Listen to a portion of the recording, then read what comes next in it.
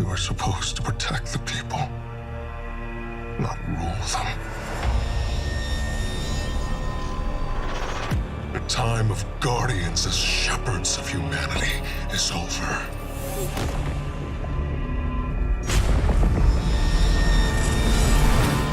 No! I've been waiting so long for this. Dredge and hope. They've shown me a vision I can't shake. New Cabal, the Barrent Imperium, sprung up out of nowhere across the system. That doesn't just happen.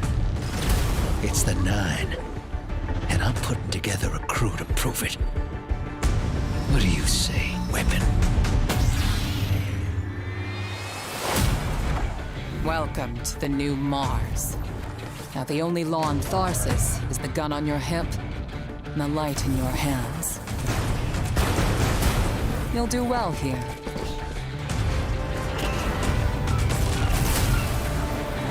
I don't relish doing business with these leeches. But we need to find out what the Dredgen are after. You crave justice. Why die for a criminal? Why do you hate your own kind so much? It's time to take the fight to the Imperium.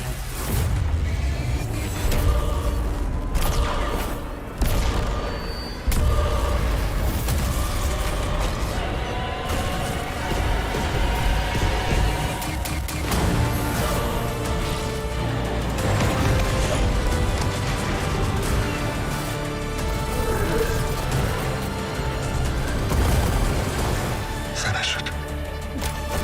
And the Imperium is yours to lead. You will fall. The next time we meet.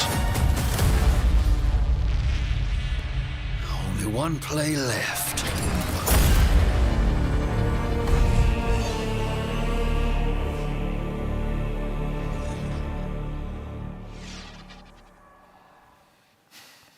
All right. Hey, everybody. Welcome to Bungie, or our Cantina today. We have converted our stream room in celebration of our upcoming release, Destiny 2 Renegades, collaborative effort with Lucasfilm Games. We are so excited. My name is Dylan. I'm going to be your host today, and we have a lot to go through. Have a few housekeeping notes before we dive in. Ultimately, if you are on Twitch, if you watch for 15 minutes, we have a fantastic emblem for you to earn, Seekers, Not Saints. Make sure your Bungie.net account is linked, and you will earn this reward. Additionally, our community team, hey community team, love you. They're going to be going through chat throughout this stream and after we raid Leopard Stealth, one of our good friends. We have 25 Year of Prophecy digital editions to be handing out. So make sure your DMs are open. Keep an eye out for a DM from Bungie. And yeah, you might get yourself a code for a platinum platform that we offer. So what are we talking about here today? We just had our launch trailer. Destiny 2 Renegades is launching in 7 days. Countdown right now. 7 days from now, you're going to be in there playing. We got blasters. We got the Praxic Blade.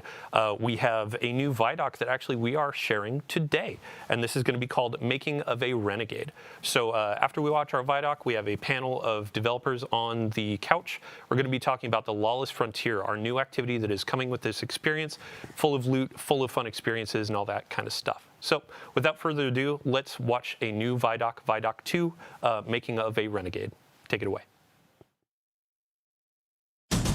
This is Destiny of the Star Wars lens, like this really cool combination that hasn't been done before. I can't wait to take the Praxic Blade to Mars. Don't be a ridiculous fan. Just stay cool. Wait, we gotta swat it up and play through. Oh, yeah.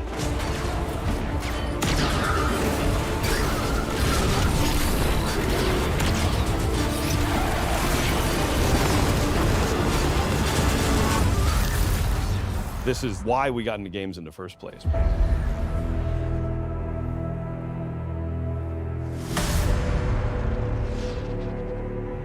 Early on, we developed this North Star, authentically Destiny, unmistakably Star Wars. It has to be something that feels like a Destiny story. It can't feel like a one-off. This can't feel like a side quest, right? Like this has to be a continuation of the Fate saga. I had this vision. I knew it came from the Nine. but with Star Wars beats and Star Wars visuals. This was uncharted territory for Lucasfilm Games, in that this is the first time we're telling a story inspired by Star Wars within a different universe. At the heart of, like, I think every Guardian's identity is like this healthy, independent, rebellious streak. We were excited to actually explore that scoundrel fantasy, bounty hunters, the syndicates, going out and doing jobs with a ragtag team. We took inspiration from Star Wars to ensure the scale, visual language, soundtrack, and cinematic storytelling in Renegades delivered on everything fans will have come to expect from the franchise. The Praxic Blade collaboration stands out to me. Because lightsabers are so iconic, it was absolutely critical to get that balance right. The team at Lucasfilm Games was just so solutions focused. It wasn't, it has to be this way. It was a lot of back and forth and asking questions about how would this work? Well, let's talk about it. All right, so we need a different energy source. Okay, what would that look like? It was all about, like, what is best for the player. When we announced this collaboration to the studio, James may or may not have been wearing a fighter pilot helmet. Yeah. Destiny and Star Wars shared that same beating heart. I was like, oh, this is gonna be special.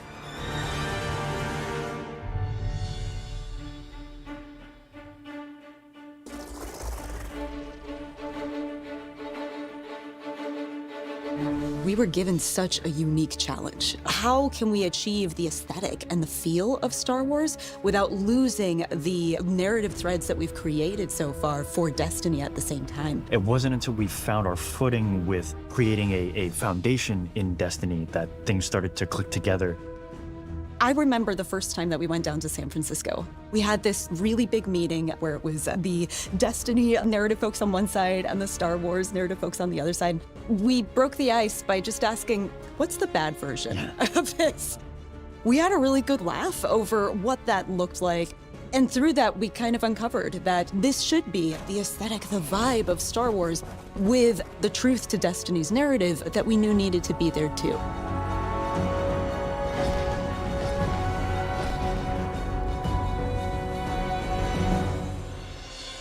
We begin 2 months after the Edge of Fate has happened. The world has moved and changed, and we're still trying to figure out what Binding the Nine means. The Vanguard have redacted the prophecy of extinction. They don't want the public to panic over this prophecy. The crux of our story is the Drifter asking us to help him break Vanguard law for good reason to confront a new rising faction of Cabal called the Barrent Imperium. It's what drives Eris to help the Drifter out, as well as the player Guardian. When we were thinking about what kinds of characters should be in this release, we thought about the kinds of archetypes we see throughout Star Wars. Yeah, and Drifter is an easy parallel. He and Han Solo share a cocky attitude, both former criminals.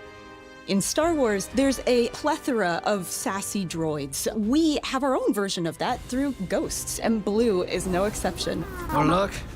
Thanks for nothing. Blue is a Drifter's ghost, and I think as soon as people hear her, they'll be delighted and incredibly surprised. Our voice cast is stacked. Dredgen Bale is portrayed by Alex Lee, who is amazing. You are supposed to protect the people, not rule them. And we also got Hollywood actual royalty Danny Houston to play Premier Loom, the head of the Barrent Imperium. Being able to work with someone from that kind of IMDb page was such an honor, and I was completely normal the whole time. Surrender to the Barrett Imperium. Loom became this sweeping militaristic figure that I think is going to be a really good parallel to Grand Moff Tarkin or other evil military leaders from the Empire. So even though we're introducing new characters, we're still looking backwards at some of Destiny lore's most long-standing characters. Honor is another example of that. She's our Praxic warlock. She's loosely meant to be a parallel to something like a Jedi in Star Wars. She was part of a Vanguard internal affairs group that would police Guardians on the usage of darkness. Don't make me regret abandoning my post to help you. Not now, Honor. Yeah, she has to grow up with the times a little bit because the world has changed and a whole lot of people are using darkness now, and she gets to grow and kind of ask herself, like, am I still adhering to my own values if I allow myself to be open to these kinds of ideas? The Drifter belongs with us! The Drifter left your cult long ago. And then there's Bale. Dredgen Bale. Dredgen is a dark guardian that represents absolute darkness. Dredgen Bale doesn't like the fact that we're ruled by a city of immortals who can't step down and that weren't elected. He's got kind of a point, but his methods for addressing that point suck. He makes many bad choices. One of my favorite parts about a lot of villains in Star Wars is that they have just like the capability of making a right choice and then consistently do not make good choices. Bale is trying to fill a hole in his life in all the wrong ways. And he just can't, and he never will. But man, we're gonna hope that he does someday. The time of guardians as shepherds of humanity is over.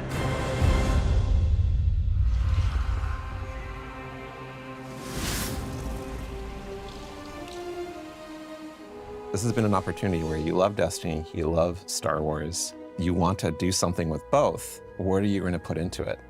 Oh my God, it was such a challenge at first, finding that sweet spot of how do we make something that can live in both worlds and not feel out of place in either, but also feel totally new and exciting. It wasn't always about where do we find the exact middle ground, 50-50 Star Wars and Destiny, because at that point, you're feeling almost a little derivative.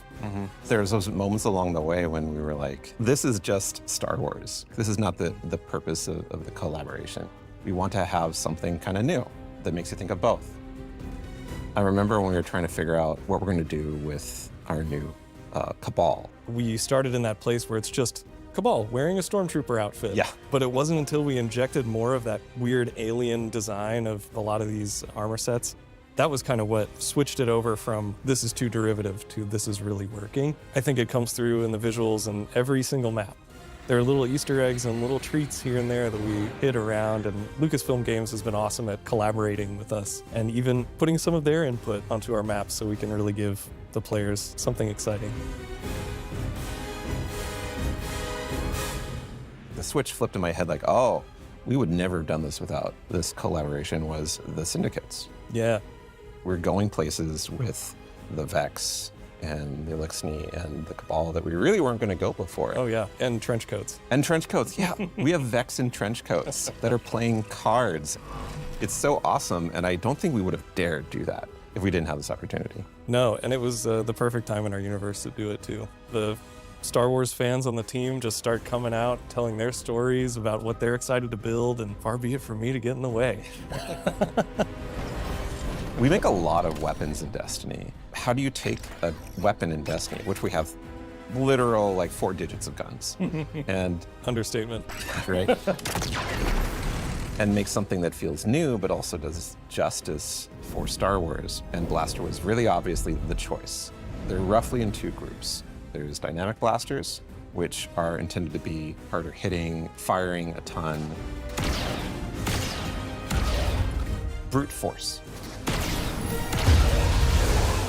And then we have a number of balance blasters. As you're shooting, and the heat is building up, you're going to have a venting opportunity where you can hit a perfect vent. It's like functionally a reload, so you can start shooting again much faster. Sweet.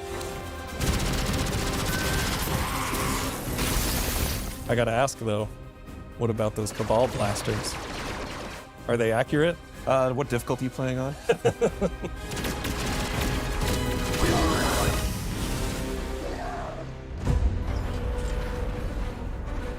We have swords in Destiny, but we don't have a Praxic sword. We don't have a lightsaber approximate. It's an exotic primary weapon that's kinetic, where you can reflect a bunch of blasts, kill enemies with it, and throw it out and get a ton of damage.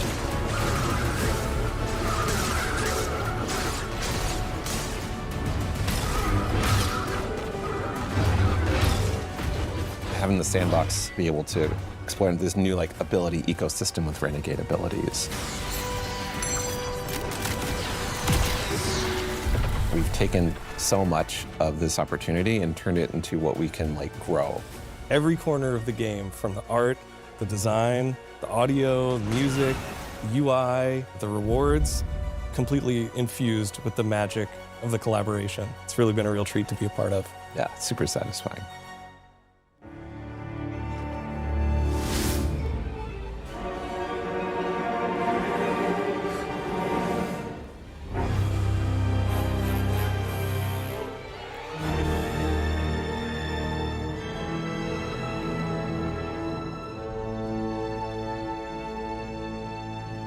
Good morning, everybody. Didn't mean to wake you up with that beat, sorry. The overarching theme for this was to create a score for this release that felt like it was cohesive as a whole. We're all talking to each other and collaborating with each other. We were able to explore different ways of orchestrating, different ways of writing with the orchestra that expand on the Destiny palette and make it fresh and new. When I look at the Star Wars scores, there were certain elements that naturally fit string flourishes or wood flourishes that would play into a certain moment. When it's like, oh, I know I want something to feel more Williams, so I'll push it, not this Williams, the John Williams. I'll push it more in that world. Another thing too is the amount of percussion. I had some ideas that felt more full-on Star Wars, and once you like flesh out the percussion arrangement, it instantly sounds more Destiny as a result. For me, a lot of it was about framing, where when I use a lot of the Destiny themes, how I set them up and how I'm transitioning in and out of moments are much more Star Wars-y in terms of the harmony and orchestration. I think the most exciting part about this was the opportunity to work with these guys and Mike. You definitely made it a point to kind of bring us together and listen to each other's music. But Brendan, you wrote something with the most beautiful oboe solo in it, and it drives me nuts that I didn't think of it first. No one wanted to follow Brendan is what it came down to. Brendan's cues just sound amazing from the start.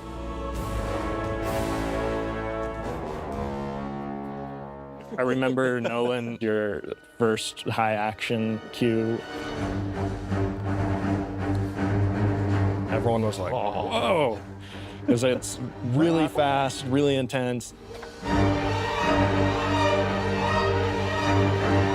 Josh kept on like spinning around and looking at you. Humans have to play this. Jeez. Destiny has like so many themes, and that's like a great vehicle for doing the Star Wars spin. Our first meeting was discussing that main theme, and I remember hearing it for the first time.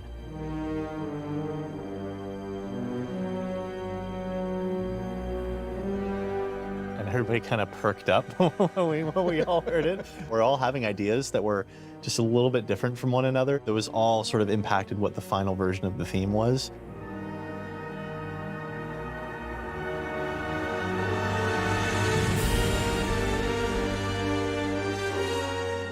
Dredge and Bale.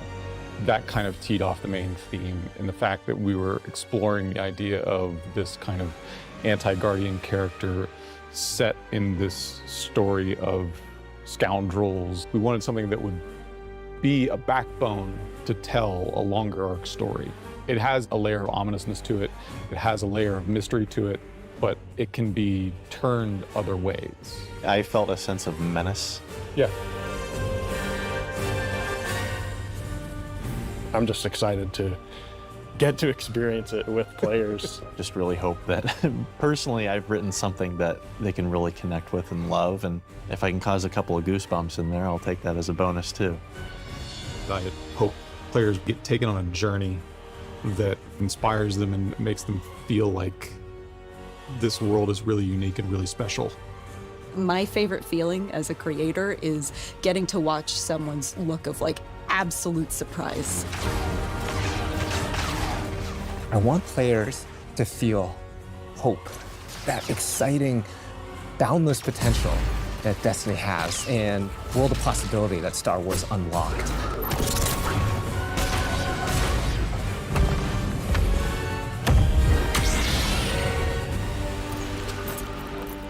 I've been waiting so long for this.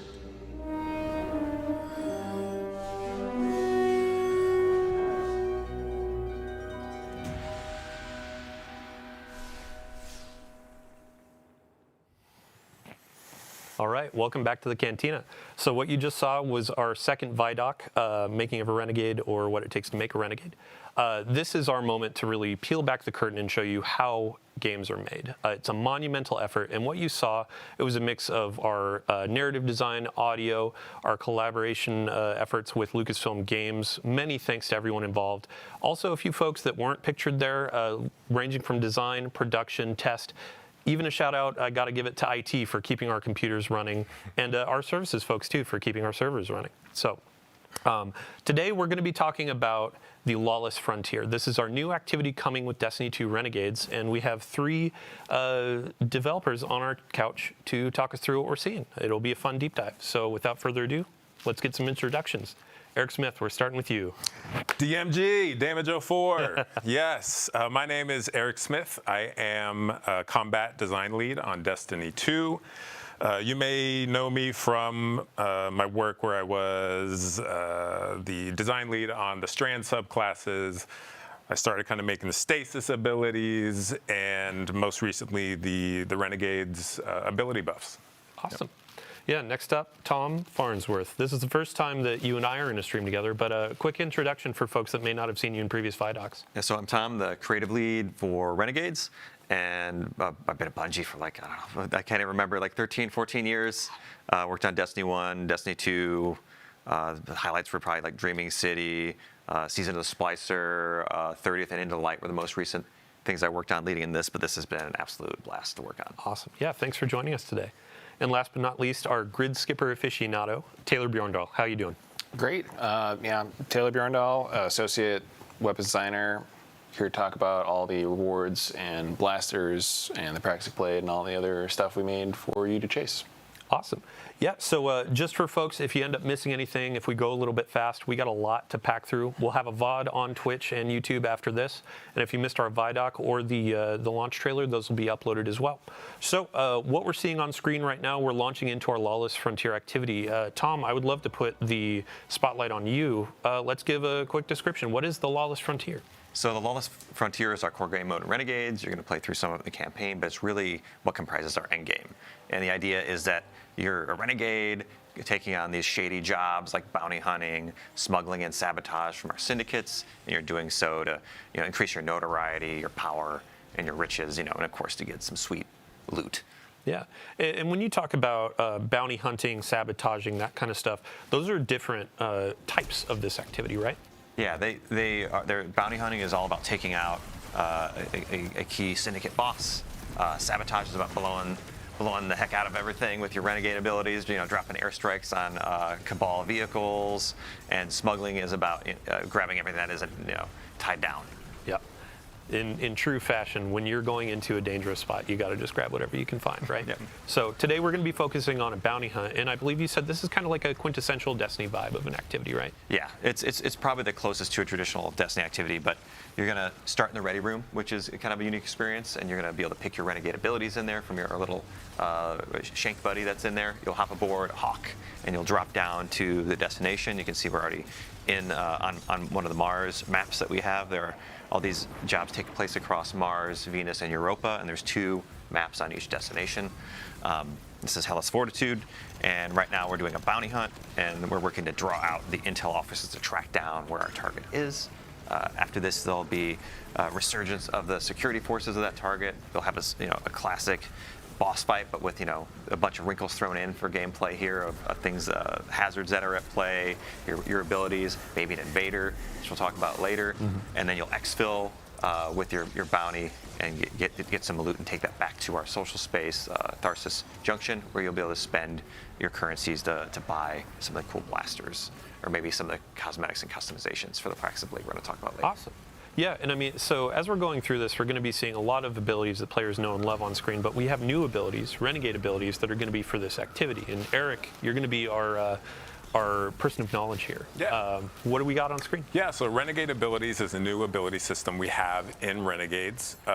What you do is we have a brand new button for you to press. That's going to be R3 on the controller and then Z on the keyboard.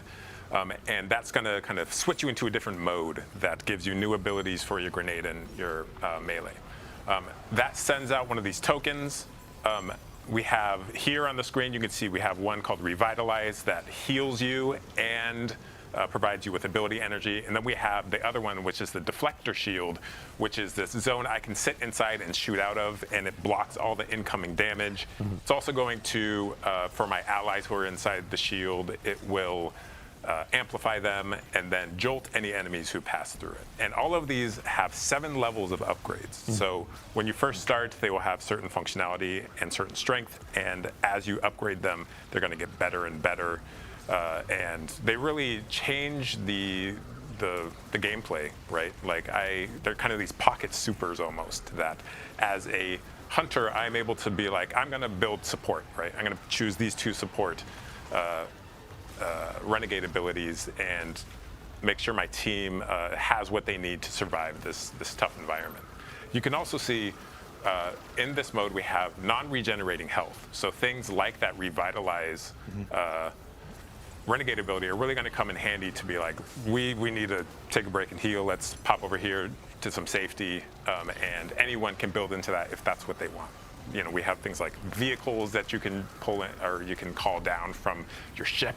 So that's one thing. There's so much to talk about. Yeah, well, before we get to the ship, actually, let's talk a little bit more about the health mechanics in here. Because we had this in some previous activities like Nether, and we got a ton of great feedback on like how much you get back, how you get it back, and I've seen already in this activity, as you're going through, there are some pots. There's some ways that you can get it. There are the Renegades abilities. But Tom, if you want to talk a little bit more about it. We took Nether as a base, but I'd say this is a little bit more forgiving. The way that health works is, you've got a large pool of health. It does not regenerate at the top level, but if you get down to 0, it will regenerate to the base shield, so you're going to suffer the red flashing screen. And you can either use a normal sandbox like a rift, a healing, a support weapon. You can crack open these pots that have those little healing orbs you can see on the screen to get some of your health back. Or you can use things like Revitalize and like build your Renegade abilities into kind of dealing with those kind of challenges we're putting in front of you. And one thing that I really like about this mode is like we've got Expert, Master, Grandmaster, and on Grandmaster you're really gonna need to use all these abilities that kind of like coordinate with your teammates and kind of build a loadout to kind of conquer the challenges we put in front of you. Awesome.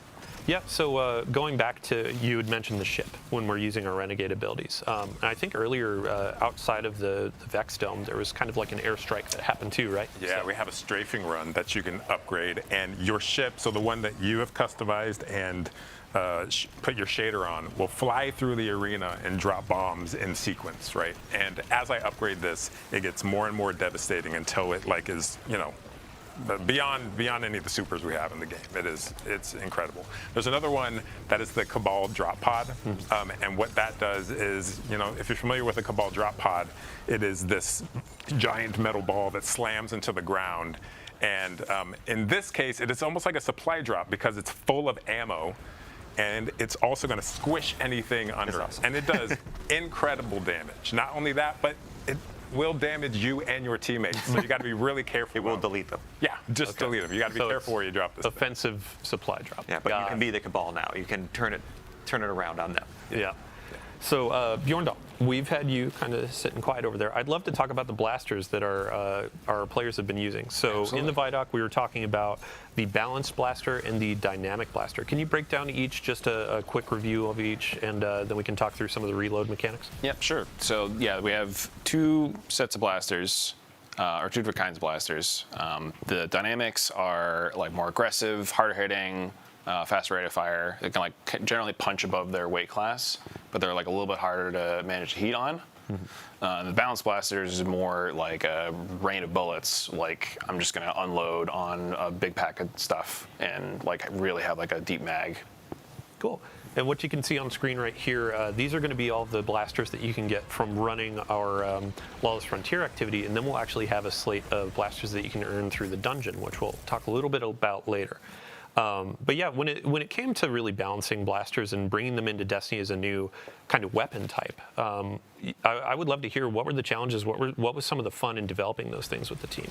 Absolutely, yeah. So like one of the things that was in the ViDoc was kind of finding the balance of like how much Star Wars versus how much Destiny we wanted on these things, and it was a collaborative effort with basically everybody on the team. These were Mercule's projects for most of this release. but it was like a big effort on design, test, animation, audio to really sell the experience of using these and to make them look and feel the part for like what people would expect from both the Destiny gun and the Star Wars blaster. Awesome. Yeah, I mean, since we're on the topic of loot and gear, our Guardian right now is using the new Praxic Blade and also getting smashed by a Cabal drop pod. But I'd love to hear about the customization that y'all developed for this. And this can be Tom and Bjorn talk to it, yeah? Sure. Yeah, so you're going to get the Praxic Blade by collaborating with Honor throughout the campaign. She's going to like deem you worthy of earning it. You'll go on a cool little quest that I don't want to spoil to earn one for yourself. And then post-campaign, you're going to unlock the ability to customize it. You're going to be able to change out your dark matter crystals and change the color of the blade to match your personality. And you're going to be able to change a bunch of different mods and gameplay elements, right? Yeah. So there's a whole bunch of different things you can kind of swap to fit your playstyle on this, where we have forms, cores, mods, and 4 different catalysts on it. And the forms kind of change like how you can get ammo back and give you some damage bonuses based off of different gameplay styles. And the cores let you apply subclass verbs to a different part of what the weapon does, depending on something that matches your subclass. So like you can add sever to like the saber throw, or something else like weaken or jolting. Yeah, it creates these really cool combos where I am strike, I'm throwing to debuff enemies and then getting it back and striking again. Yeah, and during a couple of our trial runs with this, you were talking about there are some animations and different combos in your melee structure, right? Yeah. So there's like a 3 or 4 hit combo you can do where you will end it with like a big spinny move that's like very thematic, almost kind of like how the Arc Staff has like the little hidden combo there. Mm-hmm. Awesome.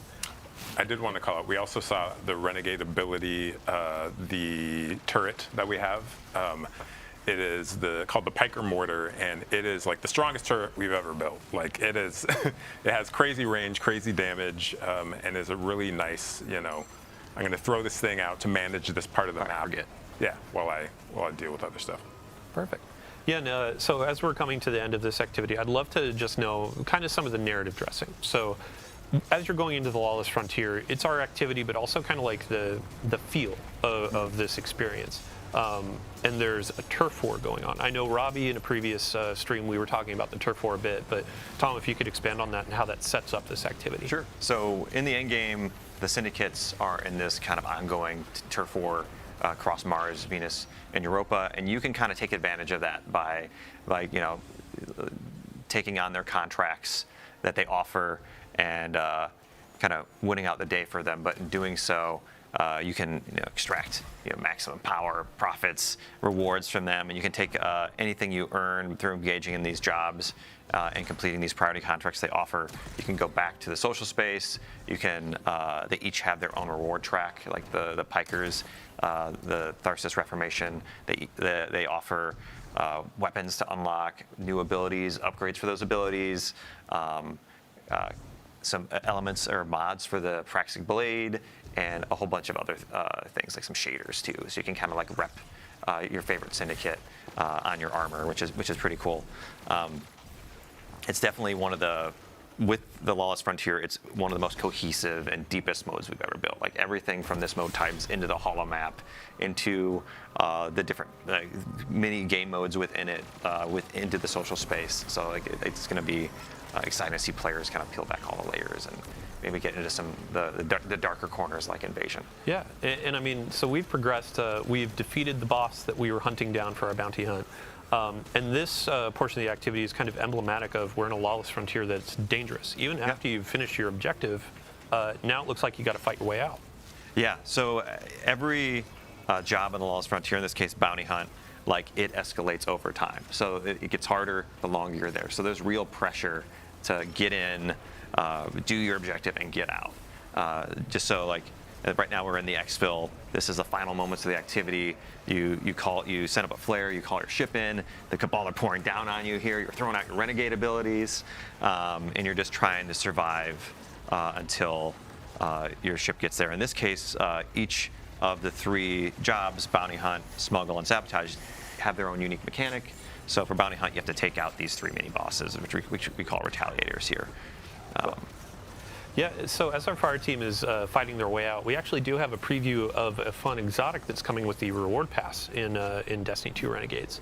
I believe we have a preview that we can share. But Bjorndal, if you could give a quick overview of our exotic machine gun.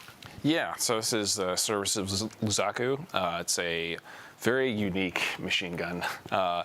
It's almost like a necromancer, broodweaver theme, where you turn your enemies into these little nests of threadlings that you can like shoot and then spawn more and like build it up to control like a space. Mm-hmm. Yeah, and threadlings just got a buff, correct? Threadlings did get a buff. They're smarter than they were before. Yeah, and sorry, so to segue more appropriately, over the last few weeks we've been doing a series of blog articles with y'all on the Sandbox team talking about the core game updates coming to Destiny 2 available to all players. So we have a lot of quality of life changes that are coming to your supers, your subclass abilities, all that kind of stuff that we just previewed yesterday. Mm-hmm. One of which, Warlock focused, was around threadlings, your strand abilities. Yeah, if you want to cover that really quick. Yeah, so you can see here the Warlock is moving while rifting, which is a huge kind of quality of life upgrade that allows you to dodge attacks, get into cover, close the gap while you're casting your ability. Works really well with the new Warlock exotic as well. So there are, if you haven't seen that article we put out yesterday, please check it out. There's a lot of great buffs. We've shown hunters a lot of love. We love our hunters. We want them to feel powerful. Yeah, we saw some feedback with the exotic tuning article. Hunters were like, wait, I want to see more, which in the future we will definitely have more. But in the abilities preview. Talk about the future, but we can't. But because there's a lot of exciting hunter stuff that we are working on. So with the abilities updates for hunters, Golden Gun got a pass? Yeah, so Golden Gun got a pass, does more damage, and now scorches on impact. We fixed an issue where you had to step outside of your well to get full damage. Now you can stay in the well. Outside of that, we saw in the gameplay gunpowder gamble. If you throw it and you shoot it before it explodes naturally, it does more damage, more radius, and also spits out little kind of seeker projectiles. Yeah, and as we're getting our loot, we need to cover the Titan changes for Sentinel. Yeah, the bit. Yeah, Sentinel Shield. We're excited about this one. So Sentinel Shield is getting a shift a little bit. A bit of a rework, right? Yeah, a bit of a rework. The usage rates weren't great, and we want to provide something that is kind of on par with Well, as far as like, what am I going to take into a raid to support my team? So in Renegades, your Sentinel Shield, as you're holding it up, your allies behind your shield are going to auto reload, and there's just kind of rhythm to it. So if you can fire at the right time, you can just be like rocket, rocket, rocket. So like the actual like damage increase is big. Mm-hmm. Not only that, but as I guard my enemies and the shield takes damage, I'm charging this bar up that charges up my shield throw. And at full charge, that shield throw is going to do Thunder Crash level damage, which, depending on how players use it, maybe you even get 2 of those out of a single super. Like it's strong. And that's what we want, right? We want to provide that power fantasy to players. I think this era of Destiny is like fun first. Yeah. We want players to have a great time and feel overpowered. I'm going to hold you to it. Yeah, I honestly can't wait. But so we finished our activity, our first run of the Lawless Frontier. Now we're going to go into another. And Tom, you had mentioned invasions earlier in the stream. Yeah. And this is going to be our opportunity to show a little bit of that flavor. We're going to look at some of the UI in the orbit screens and our new holo map. And then we're going to show what it is to be invaded, new optional activity type as well, right? Yeah. So in Invasion, like you might be familiar with Gambit. This is kind of like a new take on that kind of familiar mechanic here in Renegades. And we want players that kind of take on the role of a bounty hunter working for the syndicates, tracking down these renegades that are messing up their their operations, taking out their commanders, stealing their stuff.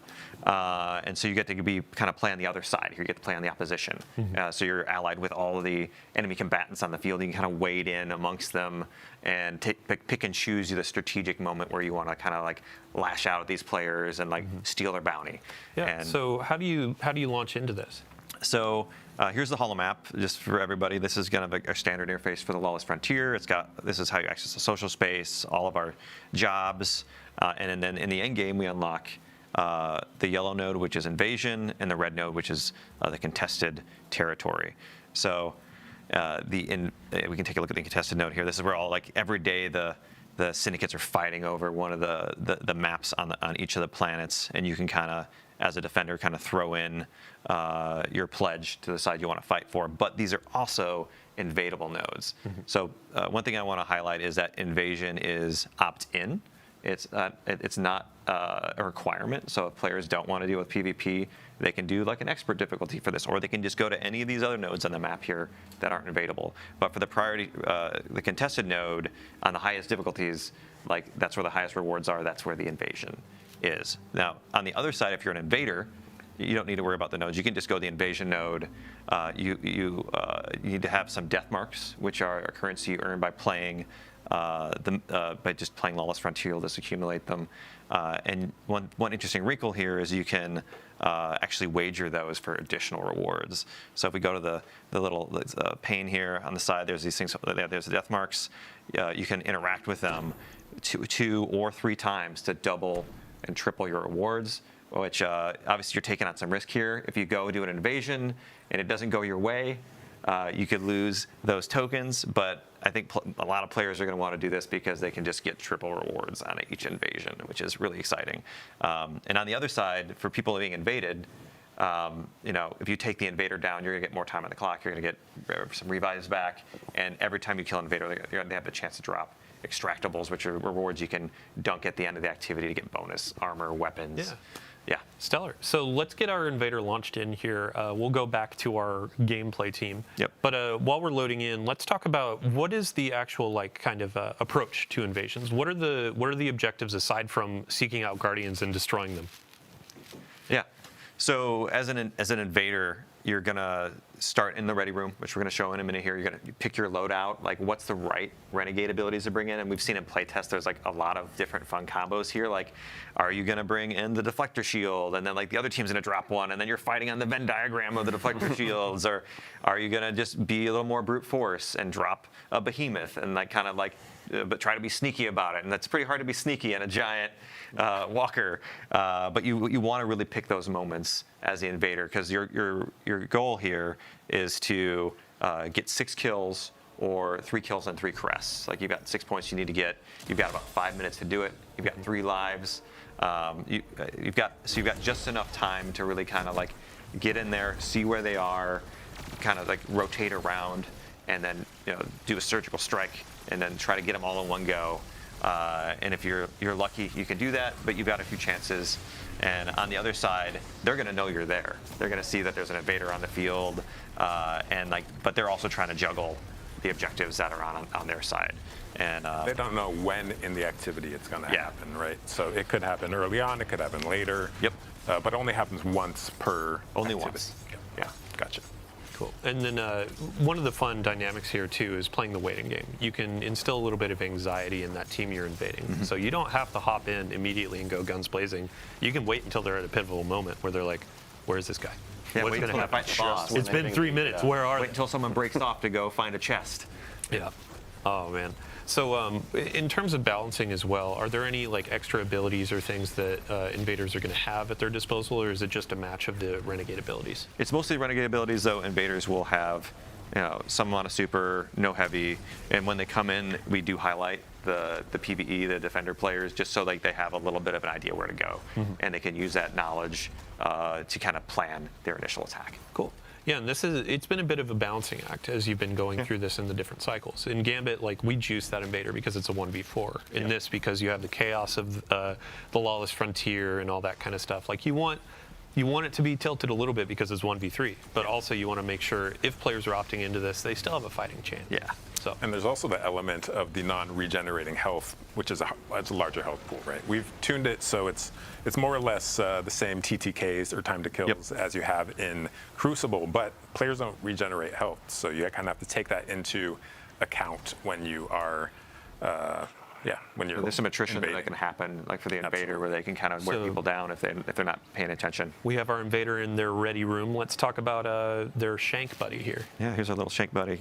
You want to speak to any of these abilities there? Yeah, so we have 9 Renegade abilities here. Huge shout out to Cat Sayers and the rest of the tech design team for all their work on these. I mean, it looks like right now we got Nate picking the Imperium Behemoth and the Drop Pod, but yeah, there's a variety of ones to choose from. We got multiple. We have 3 different vehicles, and each of those vehicles have different upgrades with different functionality. Yeah, and the Behemoth has like 3 or 4 versions of it too. Yeah, there's like missiles and the audio and everything is just so good. Okay, so our invader has started. It looks like moving toward our targets and preparing to throw that coin. So you can see there they clicked that right stick, and that is going to ready the ability. They then throw the ability and just drop the drop pod to get some heavy ammo. Yeah. So need some heavy ammo to go into battle.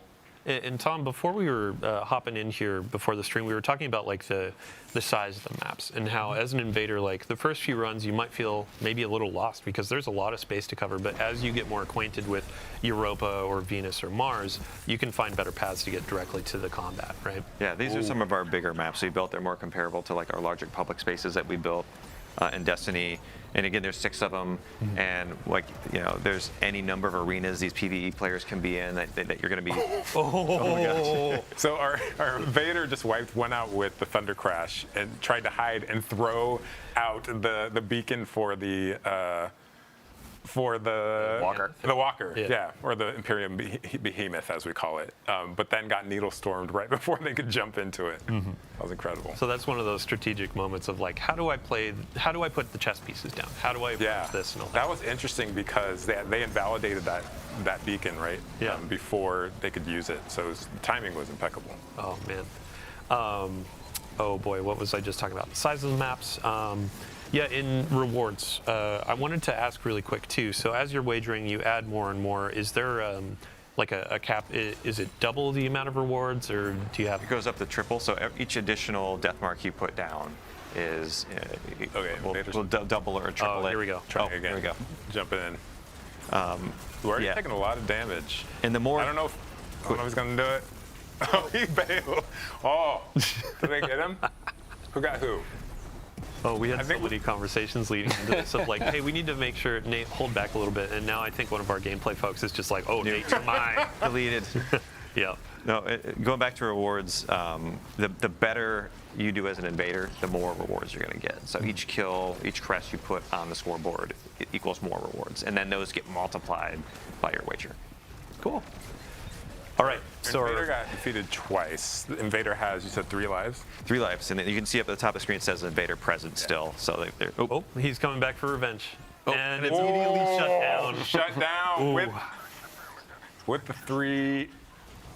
I'm never gonna let Nate lose this game. with the 3 coin wager too, or the 3 death mark wager. He made a little bit there. Good job. So that's the I'm gonna put a little elbow in the ribs. The gambit you're taking. Ha ha ha ha. So all right, we've gone through some Renegades content, rewards, all that kind of stuff. I would love to shift focus a little bit to our general rewards update. So in the portal, in a bunch of different activities, we're going to have some new weapons that we're offering. We also have an armor refresh for a bunch of our activities. And Bjorn, I'm going to put the spotlight on you. So starting with our Vanguard Ops sort of armor set, this is going to be earned through Solo Ops, Fireteam Ops, and our new Arena Ops activity, which is bringing back 6-player activities to our portal, which is really exciting. It's going to be kind of like your militaristic, hey, I'm a grunt. I'm getting in there. I'm fighting the dark forces. The weapons, Bjorndal, up front, we have a new pulse rifle. What do we got? Yeah, it's a new arc rocket frame pulse rifle. So you have an energy slot option now to go with your min retrograde. A lot of excellent perks on here. I know a lot of people love the arc perks and weapons, and now you'll have it on a rocket pulse. Mm-hmm. And then we have a fusion rifle and a sidearm, correct? Cool. And then we do have some weapons that we're not showing in this stream, so stay tuned for launch. But next up, we're going to have our Pinnacle Ops. So in our previous season, it was a kind of streetwear samurai, and this armor theme is Kendo. Kendo. And then we have 2 returning weapons that I know players have been pretty excited about seeing in the past. Some new perk combinations, but also a new heavy crossbow. Yeah, so this is a new Void crossbow to kind of fill out our elements for the crossbow now. And I think this one can get box breathing, which is new. Should be pretty good for what crossbows do. Oh boy. So box breathing, aim down sight, get extra damage, and then run up to the enemy. Box breathing doesn't apply to Serrated Edge, but you pull the bolt back out and do some more damage. That'll be a fun loot. Next up, Crucible. So this armor set is actually pretty fun. Over the years, we've done thematic sets tied to weapon foundries. So in the past, you've seen Hake, you've seen Tex Mechanica, and now Suros is up to bat for the Crucible, and Shax is going to be handing these out. We also have some weapons up to slate. Fusion Rifle is a returning favorite, I believe. Yep, yeah, Riptide's coming back. We have a new aggressive Void hand cannon and a high-impact machine gun. Awesome. And then, let's see, last but not least, Trials of Osiris. So another offering for our PvP audience. A few eagle-eyed players may have seen this armor set yesterday, a little sneak preview, totally planned. But yeah, we have a new armor set for each class, and as you can see, coming back with the glows, so as you get more wins on your card, you can unlock gold or red or blue. And then we have some new weapons that are coming as well. Yeah, like this lightweight Void pulse rifle with your favorite model. I admit, since the set came out on the moon, Eris, all the crufty bits on it, cleaning it up, having, sorry, what frame type did you say? Lightweight. Lightweight. Chef's kiss. I cannot wait. And then I believe also we have a preview of a hand cannon. Now, one of our folks on the gameplay team over here was whispering in my ear day by day, night by night, that these rolls are going to be a bit juiced, right? Yes, yeah, this is a pretty juiced hand cannon. It's got perks for both PvE, PvP. It's a Strand 140. You can get stuff like Lone Wolf Precision Instrument or Slice Explosive Payload. So you have a lot of options to pick for both PvE and PvP. Awesome. Yeah, and across all of our activity types, we're trying to sprinkle out some things that players will get excited about, not just, oh, I'm going to go into PvE to get the PvE gun. Like, there are some PvP roles out there that you can get from your Fireteam Ops. There's some PvE roles that you can get from Trials. And that doesn't even cover what we have coming in the dungeon, too. Before we do a little dungeon teaser, I do have a quick announcement as well as we're rolling through the list. We have an open access week that's coming on December 2nd. So for any folks out there that haven't played The Edge of Fate, that is actually going to be included in this open access week. So if your friends haven't played, if you haven't played, hop in, check out the beginning of our new saga, and earn some cool loot on the way. It's available to all players for that week, and it also includes some previous content as well, campaign and other. So let's see here. Dungeon. We want to talk about the dungeon. So Equilibrium. This is going to be our new dungeon. The race begins on December 13th at 10 a.m. So that's the second Saturday. We've already announced the time, but if you haven't penned it in, if you haven't gotten your fire team together, get ready for contest mode. For those that don't know what contest mode is, on day one, right at launch, this is going to be a very difficult difficulty tuned for competition. So if you want to go and try to be the world's first completion, this is your place to shine. And if you win world first, we have a cool trophy or some goodies for you. So contest mode is going to be available for the first 2 days, 48 hours of the dungeon availability. You can earn a really spicy emblem and some cool stuff as you go through that. And after world first has been declared, we will also have normal mode. So if you want to give a pass on some of that harder difficulty content, you just want to dive in and see what's on offer, that'll be there for you. So before we move on, we actually have a fun trailer to show. We can go ahead and roll it. 6. Everything you've shown me, I've made real. I've marshaled a new Imperium to snuff out the light.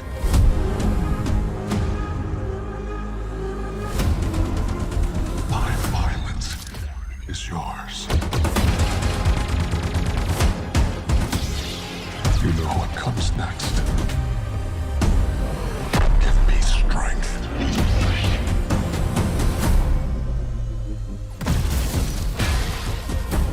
Take everything I have.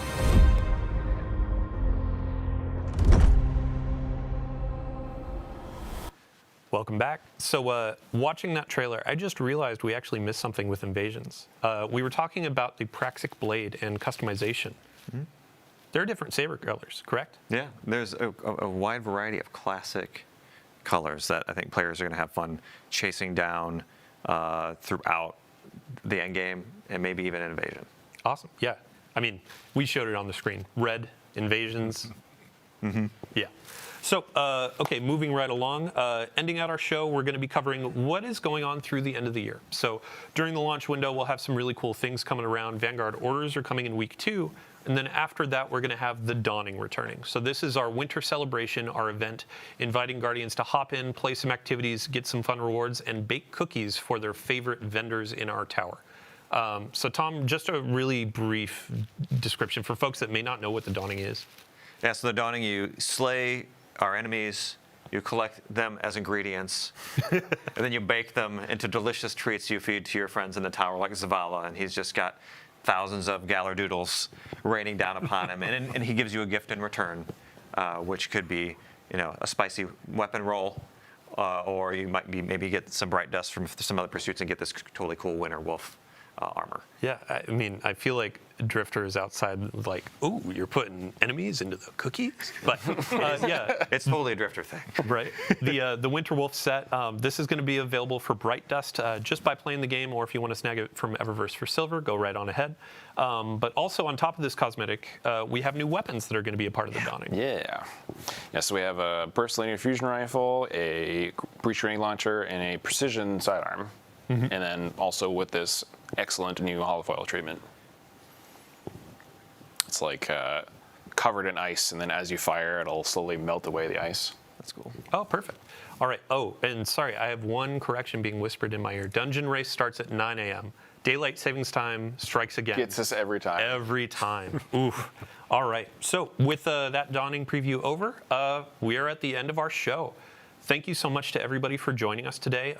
As I said earlier, it has been a monumental effort. A ton of folks throughout the team have been crafting this experience, collaborating with Lucasfilm Games, and really just making something for you, our players. And we really, really hope you enjoy it. So thank you for coming. We're going to kick it back to our launch trailer here in case you missed it at the top. And again, if you missed the ViDoc launch trailer, check out our YouTube. And after this, stick around. We're going to be handing it off to one of our community members, Leopard Stealth, a friend to us for many ages, a guardian of all time. But also, I don't believe he existed before 2004, I've been told. So 04 or bust. Thanks again, everybody. We'll see you next time.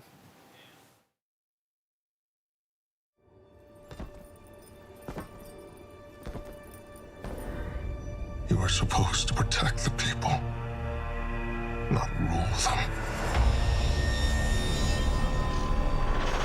The time of guardians as shepherds of humanity is over.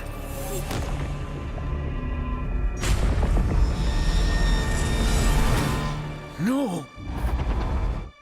I've been waiting so long for this. Dredge and hope. They've shown me a vision I can't shake. New Cabal, the Barent Imperium, sprung up out of nowhere across the system. That doesn't just happen. It's the Nine, and I'm putting together a crew to prove it. What do you say, Weapon? Welcome to the new Mars. Now the only law on Tharsis is the gun on your hip and the light in your hands. You'll do well here.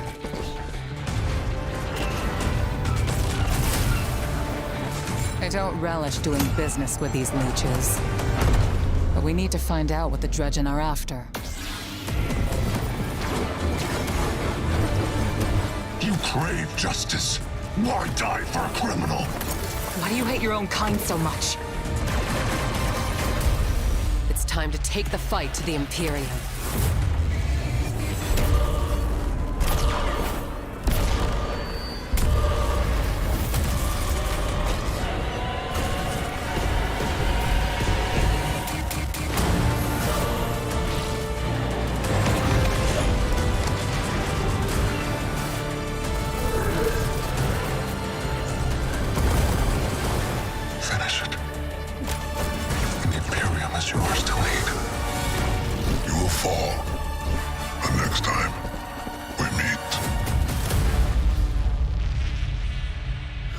one play left.